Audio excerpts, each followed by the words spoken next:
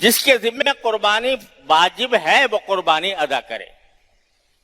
اور ایک حدیث میں آتا ہے کہ رسول کریم صلی اللہ علیہ وسلم کی طرف منسوب ہے کہ آپ نے یہ فرمایا کہ جس شخص کے اندر استطاعت ہو قربانی کرنے کی اور وہ قربانی نہ کرے تو ہماری عیدگاہ پہ بھی نہ آئے, عیدگاہ کے قریب بھی نہ پھٹکے.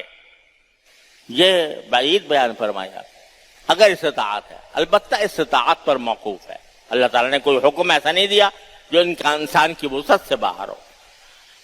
اور اس کی مقدار جو فقہاء کرام نے مقرر کی ہے وہ ہے 52.5 تولہ چاندی کی قیمت, جو آج کل کے حساب سے تقریباً 60-70 ہزار روپے کے قریب بنتی ہے. اگر اتنے پیسے آدمی کے پاس موجود ہیں یا اتنے پیسوں کا سونا موجود ہے تو پھر اس کے اوپر قربانی واجب ہو جاتی ہے.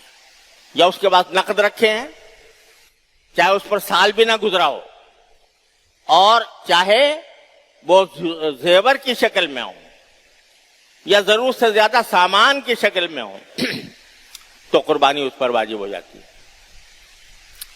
تو اس کو اللہ تبارک و تعالیٰ کا حکم سمجھ کر ادا کرنا چاہیے.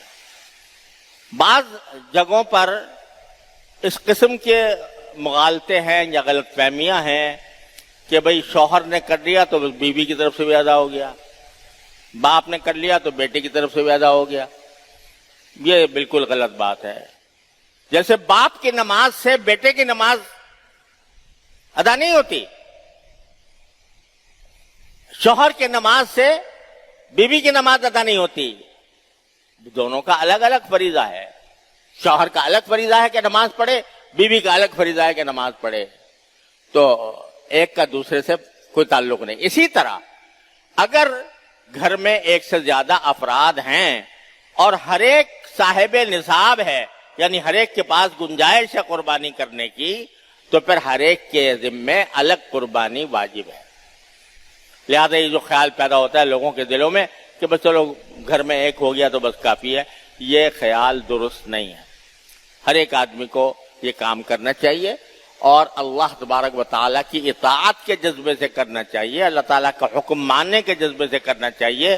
اور اس زمانے میں جو عبادت اللہ تعالیٰ نے رکھی ہے اس عبادت کی روح کو سمجھنے کی ضرورت ہے, اور وہ یہی ہے اللہ تعالیٰ کی اطاعت. ان صلاتی و نسکی و محیای و مماتی للہ رب العالمین.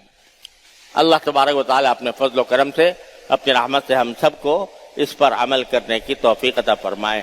وآخر دعوانا الحمدللہ رب العالمین. انشاءاللہ دارالعلوم میں عید الاضحیٰ کی نماز صبح 8 بجے ادا کی جائے گی.